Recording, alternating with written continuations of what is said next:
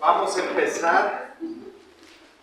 No es por eso que es santo. No es por eso. A pesar de nosotros es santo.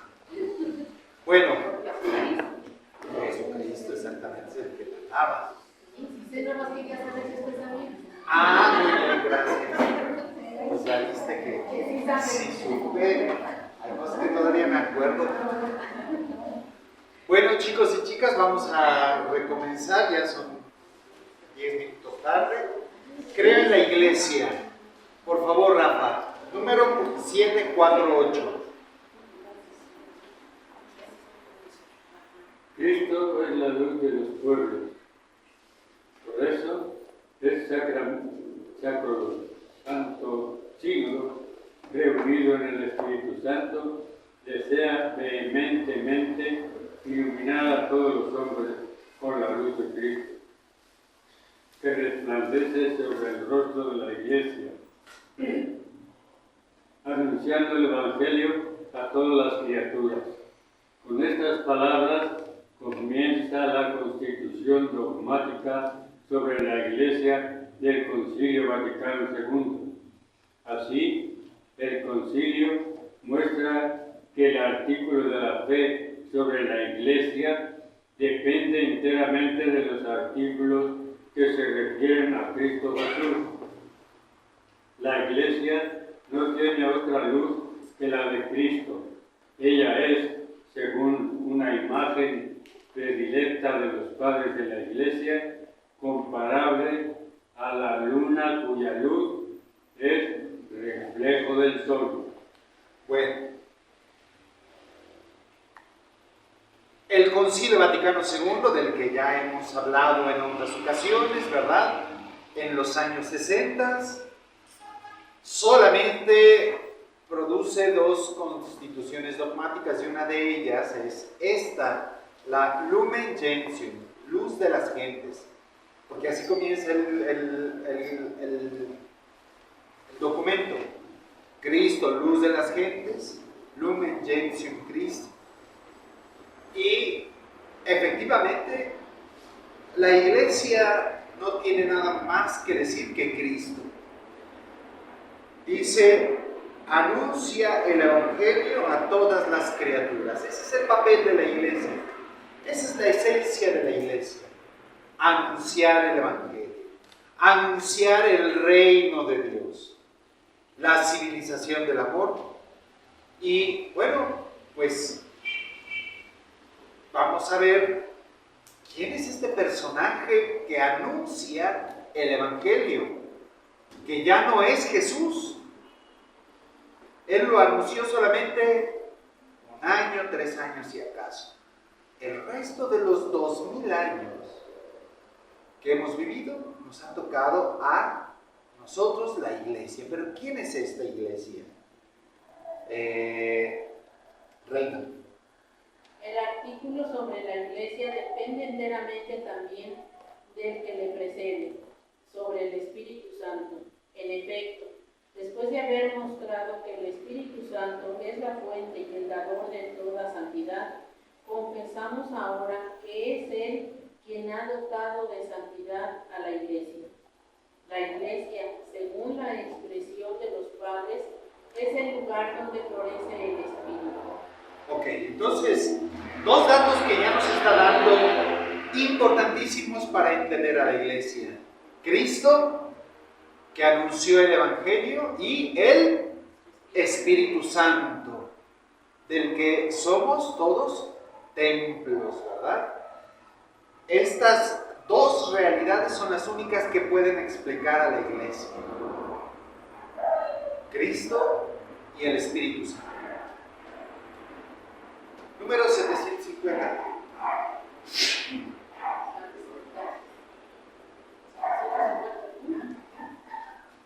Dice, creer que la Iglesia es santa y católica y que es una y apostólica, como añade el símbolo niceno, constantinopolitano, es inseparable de la fe en Dios, Padre, Hijo y Espíritu Santo.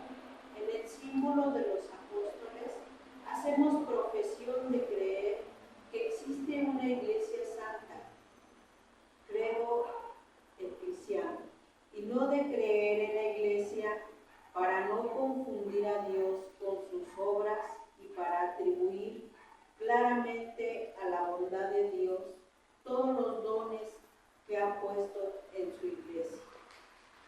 Ok, entonces, aquí es donde empezamos a entender el origen de la iglesia. Es inseparable de la fe, dice, en Dios, Padre, Hijo y Espíritu Santo. Nosotros hacemos nuestra profesión de fe, ¿verdad? Creo en el Padre, creo en el Hijo, creo en el Espíritu Santo e inmediatamente creo en la iglesia. Está relacionada con estos tres. Ya lo decíamos, ¿verdad? El Hijo y el Espíritu Santo son los que dan origen, pero a su vez ellos dos son las manos del Padre Celestial, la mano derecha, la mano izquierda del Padre. A Él, al Padre, nadie lo ha visto jamás. Pero el Hijo nos lo ha revelado y el Espíritu Santo nos hace entender esa revelación. Por eso es que, la iglesia está relacionada con este dogma fundamental. Y claro, porque nosotros no creemos en un Dios monolítico. Creemos que Dios es uno, pero también es familia, es Trinidad, es comunidad. Y eso se revela a través de la iglesia, que también es comunidad. Bueno, vamos a ver, de hecho, más a fondo esto. Primero, viendo los nombres e imágenes de la iglesia. ¿Cata? Sí, ¿verdad? ¿Cata? ¿O Cati? La palabra iglesia del griego de bien, y se llama fuera o significa congregación, vecina, asamblea del pueblo en general. El carácter religioso es el término frecuentemente utilizado en el texto griego del Antiguo Testamento para designar la asamblea del pueblo elegido en la presencia de Dios, sobre todo cuando se trata de la asamblea de Sinaí, en donde Israel recibió la ley y fue constituido por Dios como su pueblo santo. Ok, a ver, vamos a pararnos aquí. ¿De dónde viene la palabra iglesia? Del griego ekklesia, ekkaleo. ¿Y qué significa esa palabra griega que a su vez traduce a otra palabra hebrea? Porque esa palabra se usaba desde el Antiguo Testamento para hablar de la congregación del pueblo de Israel en torno a su Dios, la Kahal Yahweh. Kahal, palabra hebrea, es traducida como eclesía. ¿Y qué es ekkaleo, eclesía? Ek significa desde o hacia afuera, ¿no? Es un prefijo que tiene un significado más o menos como ese, ¿sí? Hacia afuera, sacar. Y luego, kalein viene del griego, es una palabra griega del verbo kaleo, llamar. Entonces, significa llamar fuera. O llamar fuera significa convocar. Convocar. De hecho, es la misma. Bueno, el prefijo no es tanto, con es cum, ¿verdad? Es junto con, ¿verdad? Es pegado a. Pero vocar, vocación, es palabra, es llamado. la vocación, el llamado, hablamos nosotros, ¿verdad? Entonces, es una convocación. Kahal Yahweh es la convocación de Dios. Es Dios que convoca. Pero entonces, vean muy bien esta palabra. Iglesia significa convocación. Cuando tú dices, voy a la iglesia, estás diciendo, voy a la convocación. ¿Quién convoca en esta iglesia? Es Dios el que convoca. No es el padrecito que toca la campana. No es la catequista que dice, ya empezamos las inscripciones de la catequesis. No son los pescadores de la escuela de pastoral. No, ellos no son los que convocan. Es Dios quien convoca. Nosotros somos el medio por el cual ese Dios habla. Pero es Dios quien convoca. Bueno, entonces les decía, es una palabra griega que también es utilizada en el Antiguo Testamento, la Septuaginta, es decir, la traducción de los 70, que es la famosa traducción de la Biblia hebrea a la Biblia griega, se utiliza ese término para decir Kahal Yahweh, usa eclesia. Bueno, dándose a sí misma el nombre de iglesia, continúa por favor. Dándose a sí misma el nombre de la iglesia, la primera comunidad de los que creyeron en Cristo se conoce de aquella asamblea en el desierto cuando peregrinaban hacia la tierra prometida. Las primeras comunidades cristianas se identificaban con ese pueblo sacado de la esclavitud, hecho pasar por el agua de la liberación y peregrinando en este mundo por donde el Espíritu Santo, aquella sombra, aquella nube los iba guiando, ¿verdad? Bueno, en esa figura los primeros cristianos descubrieron, nosotros somos esa eclesia. Seguimos. Dios convoca a su pueblo desde todos los confines de la tierra. Bueno, ok, entonces ahí Dios convoca a todos los pueblos de la tierra. Ya después, esa primera comunidad cristiana, como hoy lo veíamos, llegando a Antioquía, empieza una diseminación y una universalización. Pero nosotros, eclesia, lo usamos del griego, pero hay otra expresión para llamar a la iglesia. ¿Cómo se dice iglesia en inglés? The church. Y en alemán se dice Kirche, die Kirche.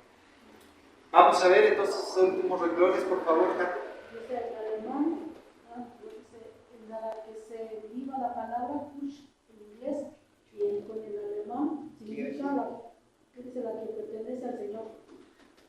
Entonces es del griego Kyriake. Kyrios es griego, Kyriake es del Señor. Kyrios, Señor en griego. Kyrie eleison, Señor ten piedad. Así lo usamos, ¿verdad? Pues Kyrios es Señor. Kyriake es del Señor. Entonces, en inglés y en alemán tiene otro significado, no la de los convocados, sino los que pertenecen a Dios, al Señor, al Kyrios, que es Jesús. ¿De acuerdo? Pero finalmente ambos son perfectamente válidos, ¿verdad? Son perfectamente entendibles. Por favor, 752.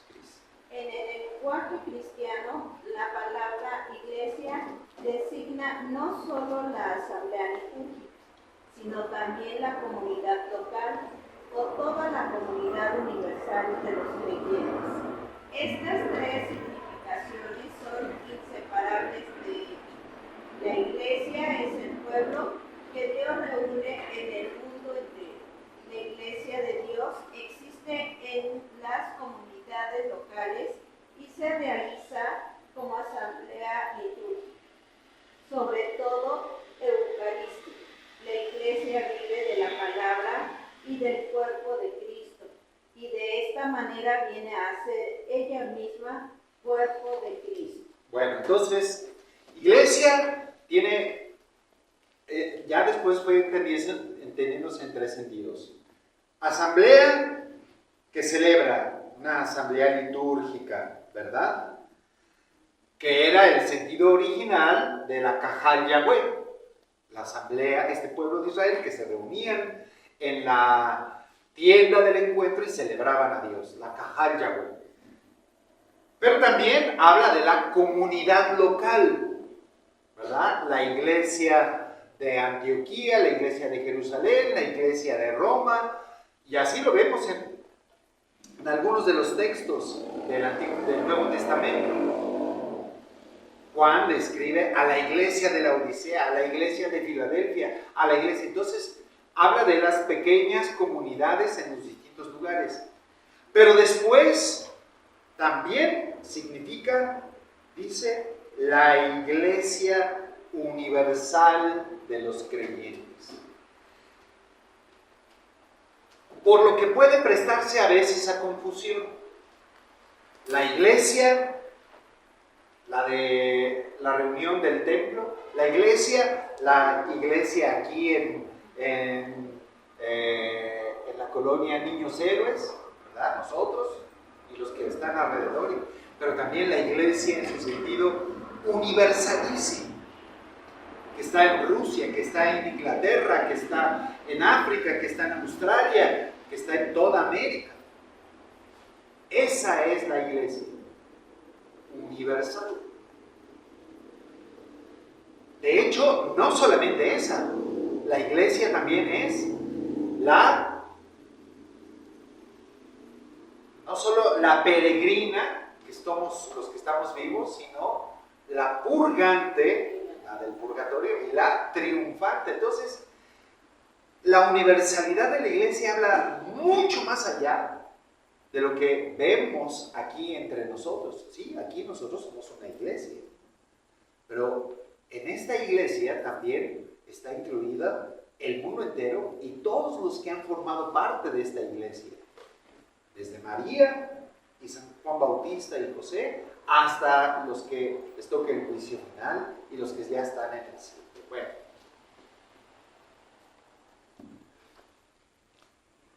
las imágenes, creo que es, número 753. Oli, por favor. En la Sagrada Escritura encontramos multitud de imágenes y de figuras relacionadas entre sí, mediante las cuales la revelación habla del misterio inagotable de la Iglesia. Las imágenes tomadas del Antiguo Testamento constituyen variaciones de una idea de fondo, la del pueblo de Dios. En el Nuevo Testamento, todas esas imágenes adquieren un nuevo centro por el hecho de que Cristo viene a ser la cabeza de este pueblo, el cual es desde entonces su cuerpo. En torno a este centro se agrupan imágenes tomadas de la vida de los pastores, de la agricultura, de la construcción, de la familia y del matrimonio. Y aquí habría que añadirle sencillamente, bueno, sí, claro, tienen un nuevo centro que es, sí, claro, Cristo, cabeza de ese pueblo, pero también, no olviden, tiene otro centro que es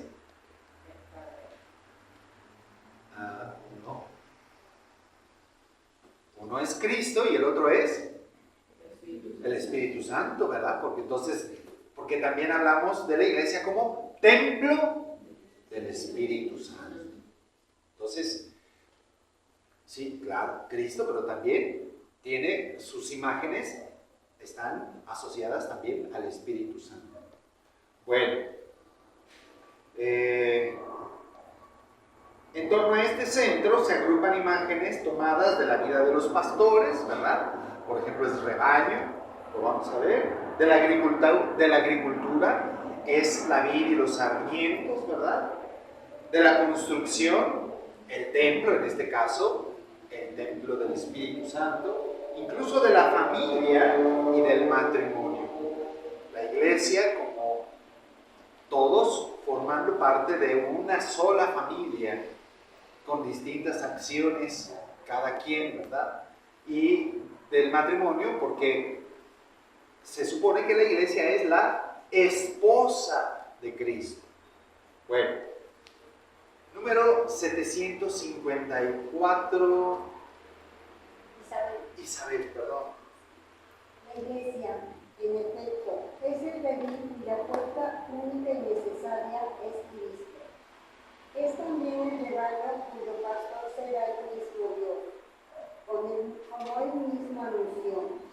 Aunque son pastores humanos quienes gobiernan a las ovejas, sin embargo, es Cristo mismo el que sin cesar las guía y alimenta.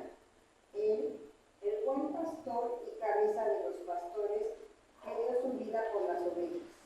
En realidad, nosotros, los sacerdotes, los diáconos, los obispos, incluso las catequistas, los evangelizadores, los coordinadores, pues somos pastores, pero de una manera análoga, de una manera más bien simbólica, porque el verdadero pastor es Cristo.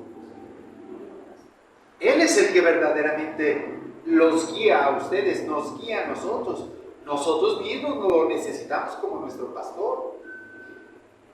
Y yo no me puedo meter hasta dentro de ustedes, a su corazón, su mente, como lo puede hacer el verdadero pastor, que es Cristo, y que desde lo más profundo los guía. Entonces, sí, bueno, nosotros somos pastores en un sentido figurado, en un sentido simbólico, pero el verdadero pastor es Jesucristo.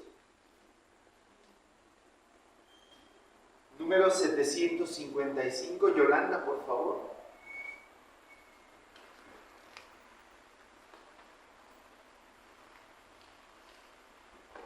La iglesia es la danza a campo de Dios, o campo de Dios. En este campo crece el antiguo olivo, cuya raíz santa fueron los patriarcas, y en el que tuvo y tendrá lugar la reconciliación de los judíos y los gentiles. El labrador del cielo lo plantó como viña selecta. La verdadera vid es Cristo, que da vida y fertilidad a los sarmientos, es decir, a nosotros, que permanecemos en él por medio de la iglesia y que sin él no podemos hacer nada. Bueno, entonces hay dos figuras en este sentido de la iglesia como labranza, ¿verdad? En el sentido agrícola, como lo decía al inicio, en el párrafo anterior. La iglesia como labranza, como un campo, primero menciona el campo de los olivos, ¿verdad? Que no es una de las figuras más socorridas en la historia de la cristiandad. Algunos de los padres de la iglesia lo han mencionado, sobre todo en el sentido de que todos somos cristianos, somos un crisma, un aceite, y Cristo es el que hace de nosotros que seamos esos olivitos, esas aceitunitas que se hacen después aceite, ¿verdad? Pero es Cristo el árbol fundamental, el olivo. Pero la otra sí es bastante más recurrida, de hecho es un término del que Jesús mismo acuñó. Ustedes son la vid, yo soy la vid y ustedes son los sarmientos. Somos parte de un campo que labró Dios y que debe de dar frutos, y no frutos amargos como lo hizo en el Antiguo Testamento.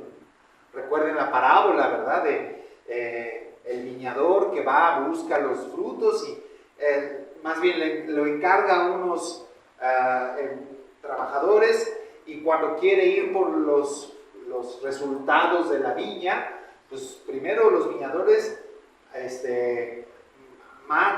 golpean a unos, luego matan a otros, y dice, bueno, voy a enviar a mi hijo, seguramente a mi hijo lo respetarán, y no, pues también lo mataron. ¿Qué creen ustedes que hará con esos viñadores? Le preguntan a los judíos, ¿verdad? Y le responden a Jesús, pues seguramente los mandará a matar. Bueno, dice Jesús, ¿verdad? Se les arrancará a ustedes esa viña y se le dará a quienes den fruto. Entonces, esta figura es de las más bíblicas de todas. También la del rebaño, porque Jesús también hablaba del rebaño. Yo soy el redil, yo soy el que une a todos, soy la puerta por la que ustedes pueden entrar y salir. Ustedes son las ovejas, yo soy el buen pastor. Bueno, otra figura. 7, 5, 6, por favor. ¿Sí? No tienes el libro, ¿verdad? Ah, sí. Okay. Adelante. Sí, tú. 7, 5, 6. Dice, también muchas veces la iglesia se le llama construcción de Dios. El Señor mismo comparó a la piedra que desecharon las construcciones, pero que se convirtió en la piedra angular. Y ¿Los para apóstoles? ¿Los apóstoles? A los apóstoles construyen la iglesia sobre ese fundamento que le da solidez, formación. Esta construcción recibe diversas nombres: casa de Dios, en la que habita su familia; habitación de Dios en el Espíritu Santo; tienda de Dios con los hombres; sobre todo templo santo. Templo santo, ok. Fíjense, todos estos términos se utilizan en el Nuevo Testamento, ¿verdad? Somos casa de Dios, somos el templo de Dios, somos la construcción que tiene como cimientos a los apóstoles. Entonces, en distintas ocasiones también se habla de la iglesia como una construcción, en términos de albañilería, digámoslo así, de ingeniería. ¿Seguimos? Dice, los padres cantan sus alabanzas a la liturgia con razón. La compara a la ciudad santa y la nueva Jerusalén. Bueno, y el Apocalipsis, sin duda alguna, también utiliza la imagen de una ciudad, ¿verdad? La nueva Jerusalén. Esta expresión tan querida por el Apocalipsis para representar al nuevo pueblo de Israel, a la nueva Jerusalén, la esposa que se engalana para casarse con él, Cordero, degollado y puesto de pie. En ella y en efecto nosotros como piedras vivas entramos en su construcción en este mundo. San Juan ve en el mundo renovado bajar del cielo junto a Dios esta ciudad santa, arreglada como una esposa embellecida para su esposo. Ok, esto lo acabo de decir, ¿verdad? Entonces es otra de las grandes figuras. Número 757. Reina, por favor.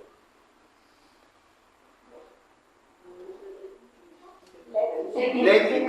Siempre te cambio el nombre de Reina por Leti.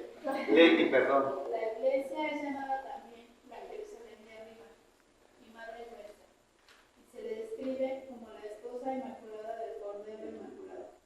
Cristo la amó y se entregó por ella para santificarla. Se unió a ella en alianza indisoluble. La alimenta y la cuida sin cesar. Ok, entonces, una vez más, es término de esposa, ¿verdad? La esposa de Cristo, la esposa del Cordero. Bueno, aquí hay algunos de los símbolos de la iglesia. Faltó uno que a mí me parece que es muy importante, que es la barca. Porque también la antigua comunidad cristiana se veía reflejada en esta barca que va cruzando el mar entre las olas y Jesús está ahí en medio de ella para calmar las tormentas, los fuertes vientos que la arrastran, ¿verdad? Esta otra imagen creo que es importante recuperarla. Bueno, origen, fundación y misión de la iglesia. Para penetrar en el misterio de la iglesia conviene primeramente contemplar su origen. ¿De dónde nace? De la Santísima Trinidad. Ya lo había yo dicho desde un momento, ¿verdad? Ahí está el origen de la iglesia, la Trinidad Santa. Somos iglesia porque Dios es iglesia, digámoslo así, ¿no? Es comunidad. Número 759, por favor. El Padre Eterno creó al mundo por una decisión totalmente libre y misteriosa de su sabiduría y bondad. Decidió elevar a los hombres a la participación de la vida divina, a la cual llama a todos los hombres en su Hijo. Dispuso convocar a los creyentes en Cristo en la Santa Iglesia. Esta familia de Dios se constituye y se realiza gradualmente a lo largo de las etapas de la historia humana, según las disposiciones. Gradualmente a lo largo de la etapa de la historia humana, según las disposiciones del Padre. En efecto, la Iglesia ha sido prefigurada ya desde el origen del mundo, preparada maravillosamente en la historia del pueblo de Israel. Y en la antigua alianza se constituyó en los últimos tiempos, se manifestó por la efusión del Espíritu y llegará gloriosamente a su plenitud al final de los siglos. Vamos entonces a ver cómo primero decidió Dios elevar a los hombres a la participación de la vida divina. Aquí está el origen de la iglesia en realidad. Dios que al crear al hombre toma la decisión de a ese hombre, a ese ser humano, elevarlo a la participación de la vida divina. ¿Cómo lo hizo? ¿Por qué lo hizo? ¿En qué momento de la creación vemos que eso sucede? ¿Cómo sabemos que al momento de la creación Dios decide elevar al hombre a participar de esa vida divina? Al hacernos A su imagen y semejanza. En el relato yavista y en el relato sacerdotal. ¿Por qué?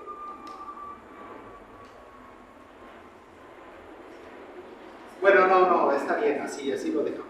Me estoy equivocando. No, también en el relato yavista lo hace a imagen y semejanza, soplando su espíritu en esa figura de barro y haciendo al hombre. Entonces, estas dos imágenes nos hacen ver cómo Dios desde el principio quería que, independiente o por encima de todas las demás criaturas, el ser humano estableciera una relación de comunión íntima con Dios, haciéndolo partícipe de su espíritu a imagen y semejanza suya. Entonces, lo que pasa es que imagen es del relato sacerdotal, ¿verdad? El primer relato, y el soplo de su espíritu en el relato yavista, ¿verdad? Son dos relatos, ya sabemos, de la creación. Bueno, y luego dice, va a ir realizándose gradualmente. Primero, la prefigura en el origen, como lo estábamos diciendo yo hace un momento. Luego, la prepara maravillosamente en el Antiguo Testamento. Luego, la constituye en los primeros tiempos y luego la pone de manifiesto con la efusión del Espíritu y por último llegará a su plenitud al final de los tiempos. Entonces vamos a ver estas 5 etapas: prefiguración, preparación, constitución, manifestación y perfeccionamiento, ¿no? Vamos a ver. Número 760, la iglesia prefigurada en el origen. Flor.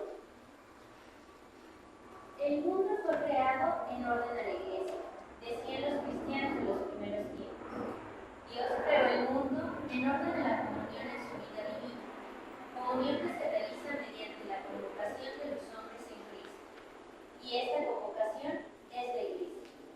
La iglesia es la finalidad de todas las cosas, e incluso las vicisitudes dolorosas como la caída de los ángeles y el pecado del hombre no fueron permitidas por Dios más que como ocasión y medio de desplegar toda la fuerza de su brazo, toda la medida del amor que quería dar al mundo. Así como la voluntad de Dios es un acto y se llama mundo, así su intención es la salvación de los hombres y se llama iglesia. Bueno, este texto nos dice que, de hecho, esta prefiguración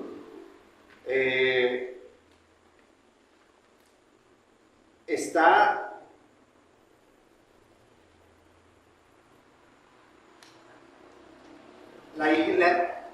la creación de todo el universo y especialmente del mundo está orientada a hacer la iglesia.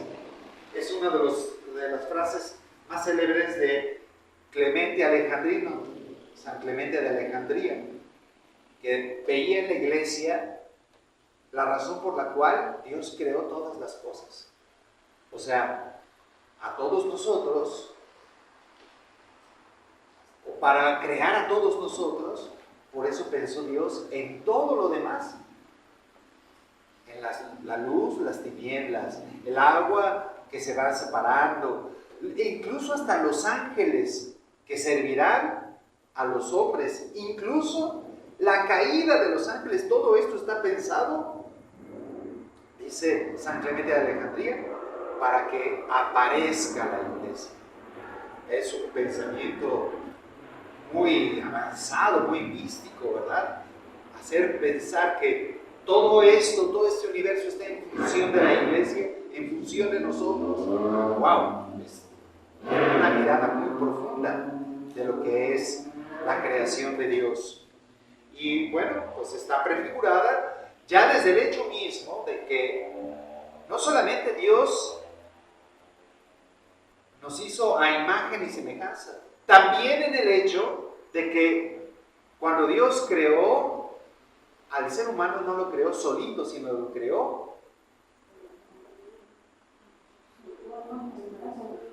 en comunión, ¿verdad? Eso lo habíamos visto. Adán y Eva, la primera pareja, que es el símbolo de todas las formas de comunión que hay en el mundo, y en particular, símbolo de la iglesia, Adán y Eva. Claro, ellos rompieron ese proyecto, pero Dios tuvo que entrar desde el principio a rescatarlo, ¿verdad? Bajó a buscarlos. Bien, esto es toda la forma en la que ya está prefigurada ahí la iglesia. En Adán y Eva está prefigurada la iglesia. Pero luego se prepara en toda la antigua alianza. Número 761. ¿Tú tienes catecismo? ¿O Kika prestas ahí? Ah, ok. La reunión del pueblo de Dios comienza en el instante en el que el pecado destruye la comunión de los hombres con Dios y la de los hombres entre sí. La reunión de la iglesia es, por así decirlo, la reacción de Dios al caos provocado por el pecado. Esta reunificación se realiza secretamente en el seno de todos los pueblos. En cualquier nación, el que le teme y practica la justicia le es grato. Ok, entonces lo que estaba yo diciendo, ¿verdad? Ya en el Antiguo Testamento, en el relato de Adán y Eva, ya se está preparando, pero especialmente, siguiente párrafo, por favor, Kika.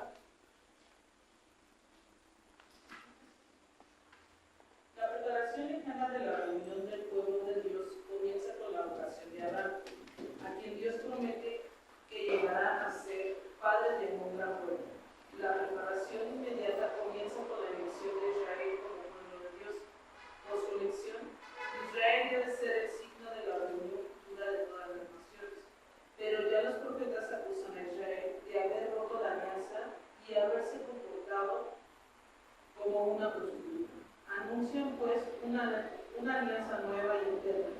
Jesús instituyó esta nueva alianza. Bueno, entonces, más allá de la prefiguración que habla el primer párrafo, hay una preparación remota y una preparación inmediata. Dos momentos de preparación. La primera, la preparación remota de la iglesia, está en la figura de Abraham. Dios que de este pueblo árabe, no sé cómo llamarlo, ¿verdad? Sí sé, pero se me olvida el nombre de este pueblo, allá en Ur de los Caldeos. De este pueblo saca a Abraham para prepararse una familia, una iglesia. Y Abraham tiene a Isaac, y a Isaac tiene a Jacob, y Jacob tiene a sus 12 hijos, y se van a Egipto, se multiplican y se hacen una nación numerosa. Y entonces viene la segunda preparación, la más inmediata, que es a través de... No, en esta preparación, ya habíamos hablado de la preparación lejana, pero hay una preparación más inmediata, es a través de Moisés, porque Cristo no la prepara, Cristo ya la hace, ¿sí? Entonces hay dos preparaciones en el Antiguo Testamento, la remota con Abraham, 400 años de historia, y luego la preparación en Moisés. ¿Okay? Bueno, pero finalmente, después de la preparación viene la constitución, la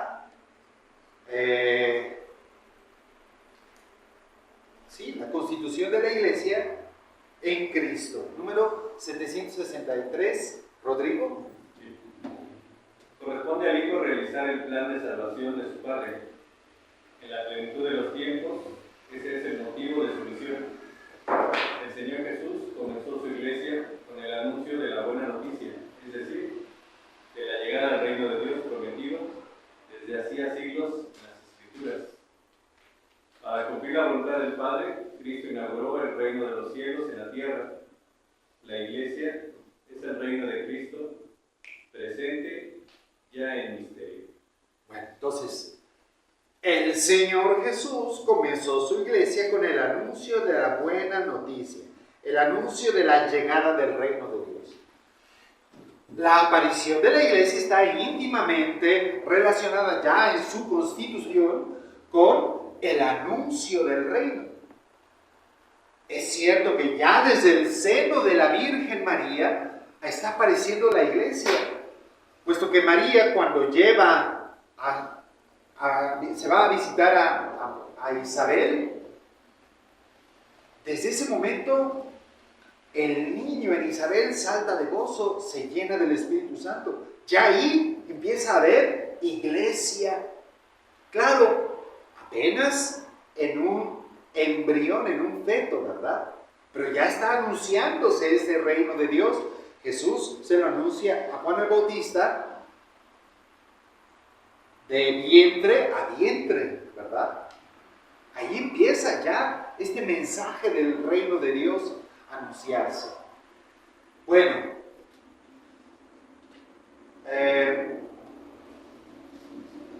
pero número 764, Sonia. Este reino se manifiesta a los hombres en las palabras, en las obras y en la presencia de Dios. Acoger la palabra de Jesús es acoger el reino.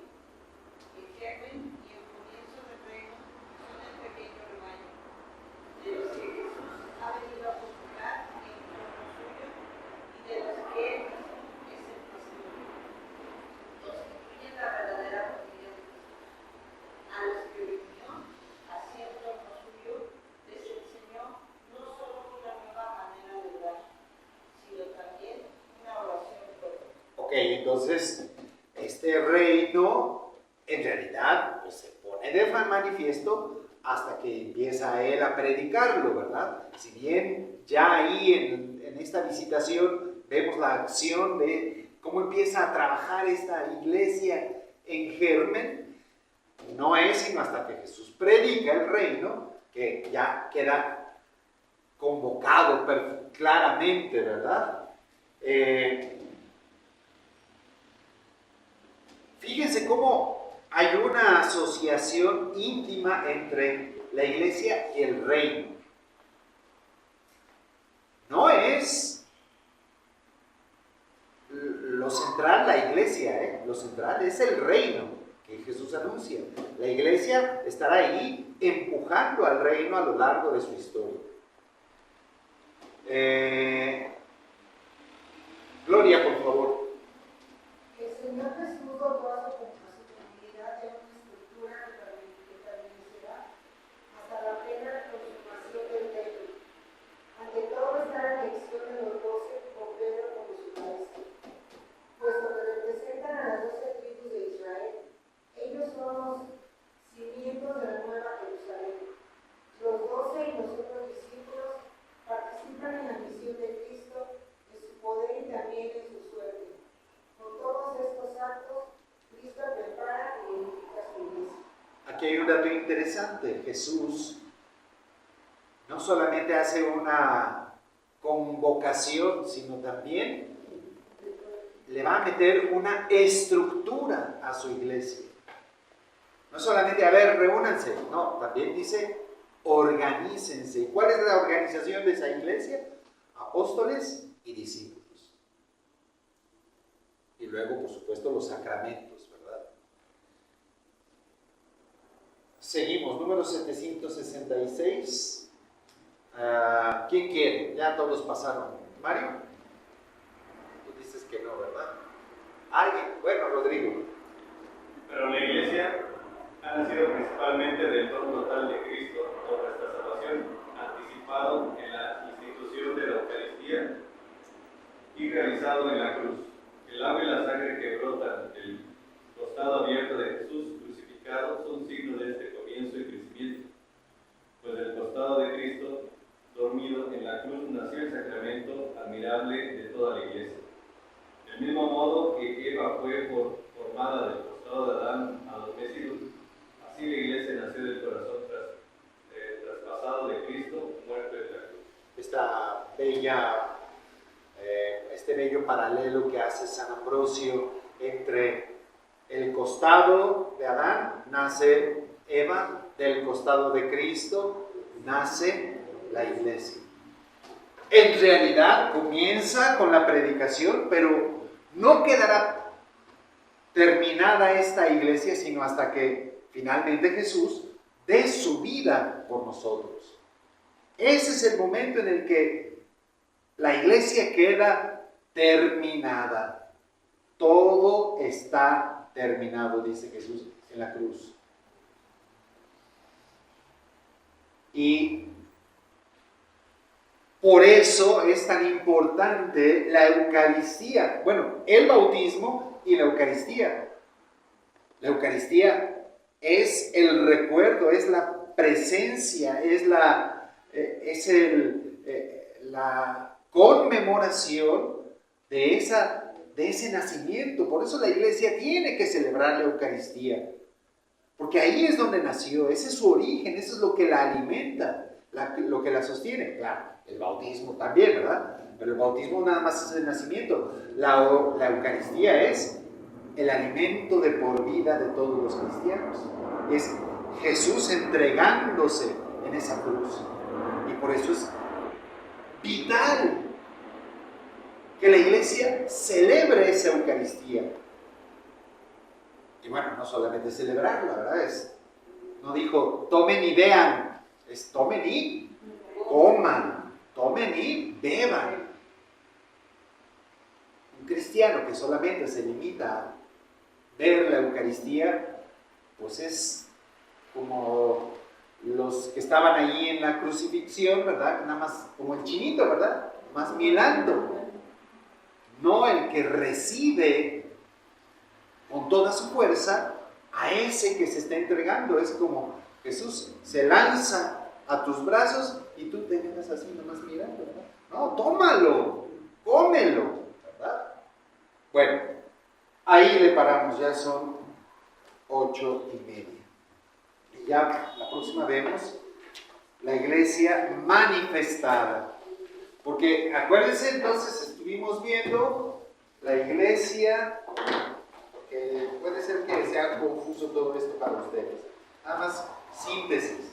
La iglesia prefigurada.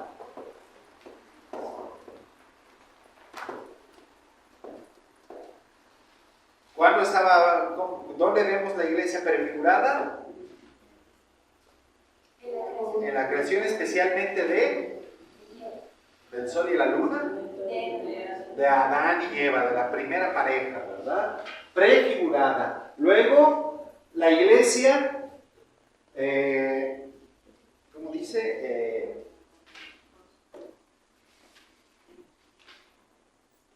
Preparada. Es el término que utiliza el catecismo. Aquí vamos a ponerle Adán y Eva. O la primera pareja humana. Luego, preparada de dos formas, ¿verdad?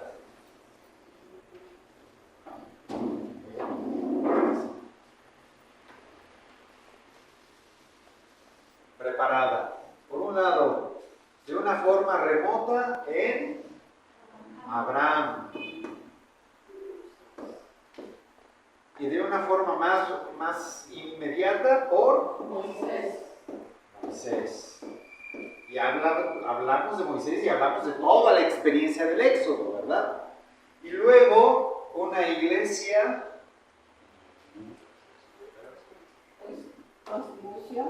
constituida. Y ahora sí, constituida por, que si ya viene Cristo. Y ya luego veremos esa iglesia manifestada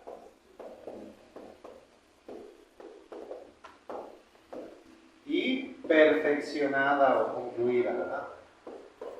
Eso es lo que nos queda pendiente.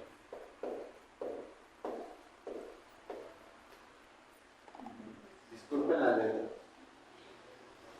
Manifestada a partir del don del Espíritu Santo y perfeccionada en la parucía. Bueno, para que quede un poquito más claro de lo que estamos hablando ahorita, ¿verdad?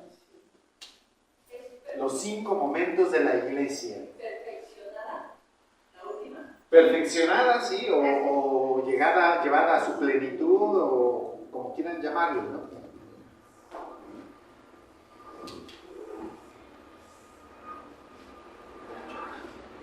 Consumada, de hecho también es otra palabra, ¿verdad? Consumada, perfeccionada. Bueno, entonces ya hablaremos de estos dos el próximo miércoles.